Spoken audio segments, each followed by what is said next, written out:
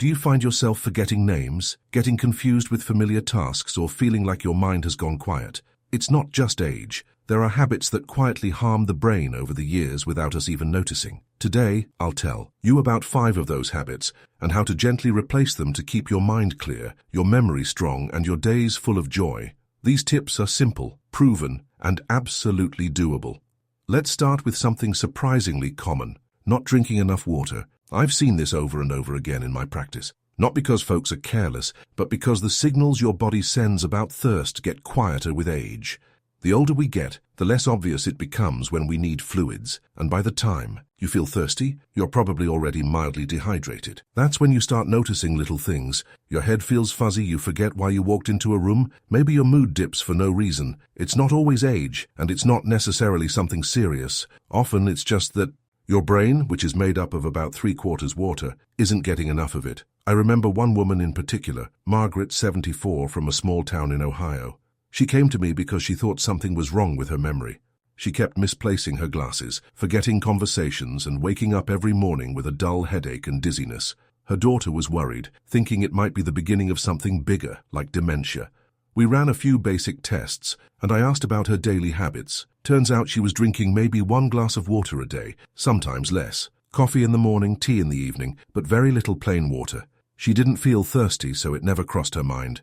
After we talked, she agreed to try a small routine: a glass of water first thing in the morning, and 1 with each meal. Nothing overwhelming. And I kid you not, 2 weeks later she came back smiling. Headaches? Gone. Foggy brain? Much clearer. She said she even felt more motivated to get out of the house. Another gentleman, Roger, 78, from Phoenix, had a different story. He was active, still gardening and walking most days, but in the Arizona heat that's not always enough. He kept getting leg cramps and said his energy would crash by mid-afternoon. Once again, dehydration was playing a bigger role than he realized. He started keeping a refillable bottle next to his gardening gloves and made a habit of sipping every half hour. Simple change, big difference. That's what I try to tell people. Water isn't magic, but sometimes the simplest things feel magical when your body's been asking for them quietly. What helps most of my patients, especially those who aren't used to drinking water regularly, is setting visual cues. One of the easiest tricks is to keep a small pitcher or bottle of water in plain sight. Whether it's on the kitchen counter, next to your TV chair, or on your nightstand, add something pleasant: a slice of lemon, a few frozen berries, just enough to make it inviting. Try to sip a half glass every hour or 2, rather than forcing yourself to drink a lot at once. Some of my clients even write a little reminder on a sticky note, water clarity, and put it on the fridge. You don't need fancy apps or timers, just gentle consistency. Remember, taking care of your brain doesn't always mean crossword, puzzles, or memory games. Sometimes it's as humble as a glass of water. You don't have to overhaul your routine, you just have to notice these little signals your body sends. A small glass of water can do more than just quench your thirst. It can sharpen your mind, lift your mood, and bring you back into your day with energy and calm. You're not too old to build better habits. You're just wise enough now to choose the ones that truly make a difference. Another habit that often slips under the radar is spending too much time alone. It might not seem like a big deal, especially if you're used to your own company, but long-term isolation can quietly wear down the brain. Research has shown again and again that loneliness in older adults isn't just an emotional issue, it's a neurological one. When we spend day after day with little social interaction, our brain's stimulation drops, our stress hormones rise, and our memory can suffer. I know some of you might think, well, I'm not lonely, I just like quiet. That's perfectly valid, but the problem isn't the peace and quiet. It's the lack of connection. And connection, even in small doses, is fuel for your brain. Years ago, I worked with a man named Walter, 79 years old, living in a small town in Minnesota. His wife had passed about a year earlier, and since then, he told me, he didn't really see the point in leaving the house. He had groceries delivered, paid bills online, and watched a lot of TV to pass the time. His son brought him in to see me after noticing that Walter had started repeating himself in conversations and seemed more irritable than usual. During our first appointment, Walter told me, "My memory's going bad. I must be getting old." But after spending time with him, I didn't see the signs of cognitive decline in the traditional sense. What I saw was a man whose world had become too quiet. His days lacked interaction, laughter, even the little frustrations that come from dealing with people. It wasn't dementia, it was disconnection. We started small. I asked him to call 1 person a day, a friend, a neighbor, his church buddy. Within 2 weeks, his mood had lifted. By the next month, he'd joined a local veterans group that met every Wednesday. His memory, it didn't magically come back, but it sharpened. The fog lifted. That social spark, that's what made the difference. And he told me something that stuck with me ever since. I thought I was just missing my wife. Turns out I was missing people. I've seen similar patterns with many others. One woman, Lorraine, 82, from Florida, had moved into a new apartment complex after her daughter convinced her to downsize. She didn't know anyone and felt too shy to strike up conversations. Weeks went by with little more than a wave in the hallway. When I asked how she felt, she said, "I feel like I'm disappearing." We worked together on ways to gently reconnect, starting with the building's book club. She didn't even like reading much, but she showed up just to listen, and it changed everything. She made friends. She started hosting tea for her neighbors. The light came back into her voice, and her mind felt clearer because of it. What often helps in cases like this is choosing just one small social action a day. It doesn't need to be deep or long or exhausting. One phone call, one coffee date, even a friendly chat with the cashier at the store. One of the simplest ways to ease back into connection is by joining a local group where there's a shared interest, like a gardening club, a church gathering, or a hobby circle at the community center. You don't have to talk much, just being there, hearing voices, nodding along. It's enough to begin reawakening those brain pathways that thrive on interaction. You matter. Your thoughts matter. Your presence matters. The world needs your stories, your humor, your perspective. Don't ever think for a second that staying quiet and invisible is the safest option. Even one conversation a day can be a bridge back to clarity and joy. You're not here just to pass time. You're here to be seen and heard, and you still have so much to offer.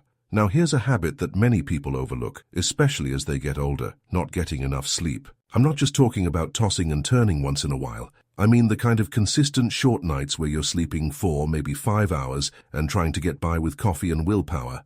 What a lot of people don't realize is that sleep isn't optional. It's essential, especially for your brain. When we sleep, our brain clears out waste, resets our memory, balances mood chemicals, and calms inflammation. If you're sleeping less than 6 hours a night, your brain simply doesn't get the time it needs to recover.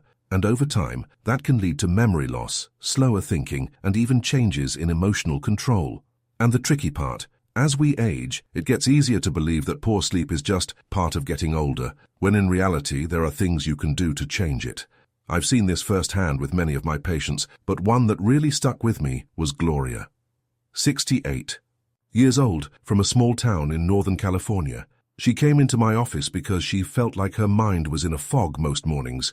"I can't focus," she told me, "and I keep forgetting little things, my neighbor's name, what day it is, where I parked." When I asked about her sleep, she shrugged. "Oh, I go to bed around midnight, and I'm usually up by 5. I've done it for years." She thought that because she'd functioned like that for a long time, it couldn't be the issue, but once we started tracking it, the pattern was obvious. 5 hours wasn't enough, especially at her age, when the brain is more sensitive to stress and less able to bounce back from fatigue. We didn't go straight to medications or anything extreme. Instead, we focused on something I call building a bedtime window. That meant shutting off screens an hour before sleep, keeping the bedroom cool and dark, and treating bedtime like a ritual instead of a last-minute collapse into bed. After a week of getting 7-8 hours a night, she told me something that made me smile. I didn't realize how tired I'd been until I wasn't. Her memory got sharper, her mood lifted, and she started doing crossword puzzles again just because she felt more alert and confident. There's another patient I remember, Dennis, 73, from Arizona. He'd been waking up every night at 2 or 3 a.m., wide awake and restless. He thought it was his age or maybe just stress. What helped him was adjusting his evening habits. He started going to bed at the same time every night, cut back on heavy meals late in the evening, and used a white noise machine to help stay asleep. Within 2 weeks, his sleep became more stable, and his daytime energy improved enough that he was able to go on longer walks again, something he hadn't done in months. The changes were simple, but they added up. What often helps my older patients is creating what I call a sleep-friendly routine. One of the easiest steps is to set a fixed bedtime and wake-up time, even on weekends, because your body craves rhythm. Try turning off the TV or phone at least an hour before sleep. Maybe replace it with a calming activity like reading or listening to soft music. Keep the bedroom cool and as dark as possible, and avoid caffeine late in the day.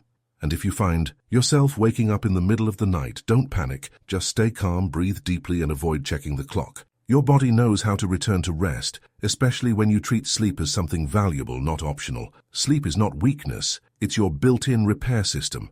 Think of it as your internal doctor, working the night shift to keep your brain strong, clear and calm. You deserve that kind of care, and you're not lazy for needing rest. You're wise for giving your body what it's asking for. Even small changes in your sleep routine can lead to big changes in how you feel during the day. So give yourself that kindness. Your brain will thank you for it. Here's another one that doesn't always get the attention it deserves: not using your brain in new or active ways. A lot of people think staying mentally sharp means doing something complicated or academic, but really, the issue is more about variety and engagement. The brain is like a muscle. If we keep using the same parts of it in the same ways every day, it starts to lose its flexibility. As we age, we naturally fall into routines, and routines can be comforting, but when your brain isn't being challenged regularly, it gradually slows down. That's when people start telling me things like, "I used to be quicker," or "I just don't feel as sharp as I used to." It's not about intelligence, and it's about stimulation, and the good news is it's never too late to give your brain a little workout. I remember working with a man named Henry, 81 years old, living outside Pittsburgh. He was a retired accountant, very organized, very thoughtful, but in the years after his wife passed, his days started to all look the same. He'd wake up, make coffee, watch TV, maybe go for a short walk, then come home and sit in his favorite chair until dinner. At his next physical, his daughter mentioned that he'd become more forgetful. Nothing alarming, but he was having trouble recalling conversations or remembering appointments. When I asked Henry what his brain had done lately, really done, he was quiet for a moment. "I don't know," he said. "I guess I haven't read much since my wife died. She used to do the puzzles. I'd just watch." That struck me. He had stopped using the parts of his brain that once made him feel engaged, so we started slow. I asked him to pick up a crossword book, just one. He liked numbers, so we tried Sudoku too. Then I suggested checking out an online beginner's course, something short and light, just to try something new. Within a few weeks, Henry started to perk up. He told me he felt like his mornings had a purpose again. His daughter said he was asking more questions, remembering things from his past more clearly, and even laughing more. That mental spark didn't need hours a day, just a little gentle effort. There was another woman I remember, Ethel, 77, from Georgia. She used to paint as a young woman but hadn't touched a brush in years. We talked about ways to bring color back into her life, not as pressure, but as joy. She started by watching simple YouTube tutorials, then painting a few minutes each afternoon. She didn't care whether it was good, only that it made her brain feel alive. That's what matters. One of the easiest ways to start waking your brain back up is by adding just 10 minutes of novelty a day. That could be a puzzle, a short article on a topic you've never explored, a word search, learning a phrase in another language, or even switching the hand you use for brushing your teeth. These small shifts create new connections in the brain, and that's what keeps it resilient. If you're not sure where to begin, think of something you used to enjoy but stopped doing, or something you've always been curious about but never tried. You don't need a perfect plan, just the willingness to try. Your brain still wants to grow. It hasn't given up on you. Don't give up on it. Even in our later years, our minds are capable of learning, changing, adapting. You're not too old for curiosity. You're wise enough now to explore it with joy and without pressure. A few minutes a day is all it takes to remind your brain that life still has new pages, and you're the one holding the pen. This next one might surprise you a bit. The way you eat can either help your brain or quietly make things harder. I'm not talking about dieting or counting every bite, but when you regularly eat foods high in sugar, unhealthy fats, or heavily processed ingredients, it starts to affect how your brain functions. As we age, our blood flow naturally slows down a bit, and our brain becomes more sensitive to inflammation. Those burgers, pastries, and soft drinks may be familiar and comforting, but over time, they can reduce circulation in the brain, increase brain fog, and even impact memory and mood. I know food is personal, and many people have eaten a certain way for decades, but it's never too late to give your brain the kind of fuel that helps it stay sharp and steady. I'll give you an example that stayed with me. Diana, 73, from El Paso, Texas. When we first met, she was full of energy in her own way, but had started feeling more tired in the afternoons and was forgetting appointments more often. She joked that her sweet tooth was probably bigger than her actual teeth, and it turned out she was having pastries with her morning coffee, cookies in the afternoon, and something sweet after dinner most nights. She'd been doing it for years, and honestly, it made her happy. But after a blood test showed elevated inflammation markers, I explained to her how sugar, especially the added kind, can increase inflammation in the brain and interfere with focus, mood stability, and memory. At first, she looked at me like I was asking her to give up joy altogether, which I wasn't. Instead, we made a deal. She would keep her evening treat, but swap out the morning and afternoon sweets with something more brain-friendly. A small handful of almonds, some frozen blueberries, or even a boiled egg with a sprinkle of pepper. A month later, she came in with the biggest smile and said, "I didn't think snacks could actually wake me up, but now I feel clearer after I eat, not sleepier." Her mood lifted, her energy lasted longer into the day, and she even started cooking again, which she hadn't felt like doing in years. What often helps people is not cutting everything out, but simply adding the right things in. One of the simplest changes you can make is to start including what we call brain foods in your meals, things like leafy greens, walnuts, fatty fish like salmon, olive oil, avocado, and yes, berries. These foods help improve circulation, aid the brain, reduce inflammation, and support memory and mood. You don't have to change everything overnight. Just pick one snack, one meal, or even one ingredient and make it just a little more nourishing. Even something like replacing white bread with whole grain or using olive oil instead of butter is already a step in the right direction. Think of every meal or snack not as a chore, but as a little gift to your brain. You're not giving something up. You're giving something to yourself.